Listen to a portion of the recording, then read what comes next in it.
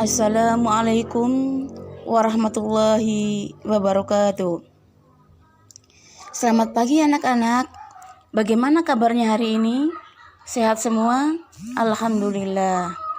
Hari ini adalah pertemuan pertama kita setelah liburan yang begitu panjang. Dan mudah-mudahan badan kita, pikiran kita akan lebih stres untuk menerima beberapa materi dari Bapak dan Ibu Guru. Baiklah anak-anak, untuk kelompoknya masing-masing apa sudah lengkap? Oke. Sebelum kita memulai pelajaran hari ini, mari kita awali dengan berdoa sebelum belajar. Berdoa mulai. Selesai. Baiklah anak-anak, materi kita pada hari ini adalah iman kepada kitab-kitab Allah. Apa tujuan kita mempelajari iman kepada kitab-kitab Allah? Anak-anak, setelah kalian mempelajari dan tahu tentang iman kepada kitab-kitab Allah, kalian dapat meyakini bahwa Allah Subhanahu wa Ta'ala telah menurunkan kitab suci kepada para nabi, sehingga ajaran yang terdapat dalam kitab-kitab itu dapat diamalkan dalam kehidupan sehari-hari. Nah, itu tujuan daripada kita mempelajari iman kepada kitab-kitab Allah. Nah, sekarang apa yang dimaksud dengan iman kepada kitab-kitab Allah? Masih ingat apa arti iman? Iman artinya percaya. Nah, sekarang iman kepada kitab Allah artinya apa? Iman kepada kitab-kitab Allah artinya kita mempercayai dan membenarkan dengan sepenuh hati bahwa kitab-kitab itu berisi firman-firman Allah yang diwahyukan kepada para nabi dan para rasul. Nah anak-anak, untuk wahyu Allah ini dibagi dua. Ada yang disebut dengan kitab dan ada yang disebut dengan suhuf. Sekarang apa arti kitab? Kitab itu adalah tulisan wahyu dari Allah pada lembaran-lembaran yang sudah terkumpul menjadi sebuah buku. Nah, sedangkan suhuf adalah wahyu Allah yang masih berbentuk lembaran-lembaran. Artinya belum dijadikan buku atau belum dibukukan. Itu adalah perbedaan kitab dan suhuf. Anak-anak yang saya sayangi dan saya banggakan, jumlah nabi dalam Al-Quran yang harus kita percayai ada 25. Namun, tidak semua nabi dan rasul menerima suhuf.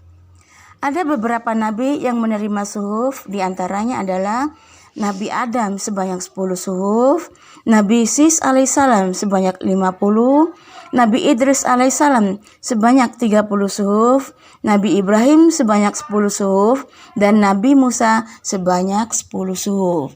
Itu artinya tidak semua nabi menerima suhuf atau wahyu dari Allah. Anak-anakku yang saya banggakan, selanjutnya adalah macam-macam kitab Allah. Ada beberapa macam kitab yang telah diturunkan oleh Allah kepada para nabi dan rasul. Di antaranya adalah kitab Taurat, kitab Zabur, kitab Injil, dan kitab Al-Quran. Nah, keempat kitab ini akan berguru jelaskan satu persatu. Dengarkan baik-baik ya. Yang pertama, kitab Taurat. Kitab Taurat ini diturunkan kepada Nabi Musa dan diperuntukkan atau dikhususkan untuk bangsa Bani Israel.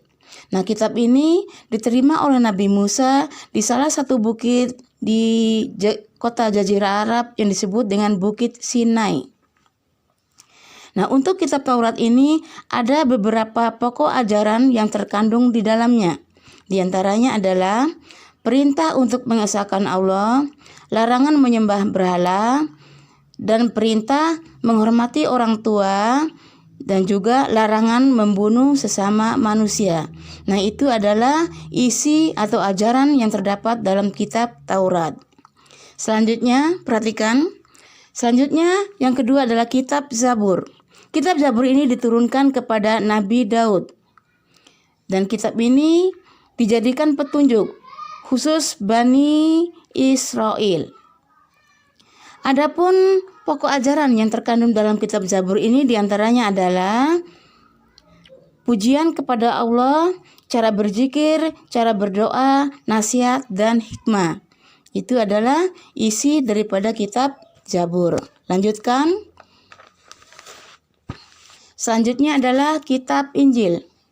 Untuk kitab Injil ini diturunkan kepada Nabi Isa dan ditulis dengan menggunakan bahasa Suryani. Ya, sesuai dengan firman Allah dalam surat Maryam ayat 30, qala inni Abdullah ataniyal kitaba wa ja'alani nabiyyan. Yang artinya, sesungguhnya aku ini hamba Allah.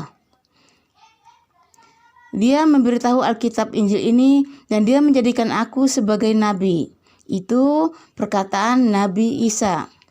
Selanjutnya, apa isi atau ajaran daripada kitab Injil? Kitab Injil berisi tentang 1. Perintah untuk kembali mengesahkan Allah.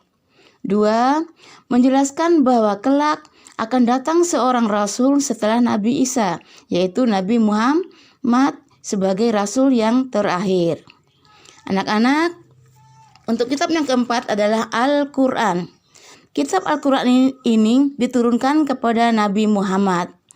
Untuk penurunannya, Allah tidak menurunkan secara langsung, akan tetapi secara berangsur-angsur, yaitu dalam kurun waktu 22 tahun, 2 bulan, 22 hari, atau kira-kira sekitar 23 tahun. Nah, adapun hikmah diturunkannya Al-Quran ini adalah untuk menuntun manusia ke jalan yang benar agar selamat hidup di dunia dan di akhirat. Fungsinya apa?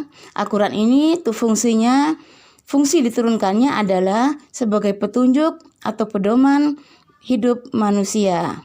Anak-anak, sekarang apa pokok kandungan yang terdapat dalam Al-Quran? Ada beberapa ajaran yang terkandung di dalam Al-Quran. Di antaranya adalah 1. Masalah akidah yang mengajarkan tentang kepercayaan kepada Allah. Yang kedua, ibadah. Nah, ibadah ini mengajarkan tentang cara-cara bagaimana beribadah kepada Allah. Yang ketiga, masalah muamalah. Muamalah ini tentang mengajarkan kepada kita bagaimana hubungan antar sesama manusia.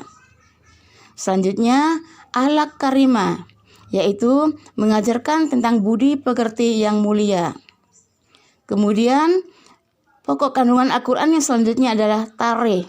Tarikh ini menceritakan sejarah umat terdahulu agar kita bisa mengambil pelajaran bagi kehidupan kita sesudahnya. Selanjutnya adalah syariat.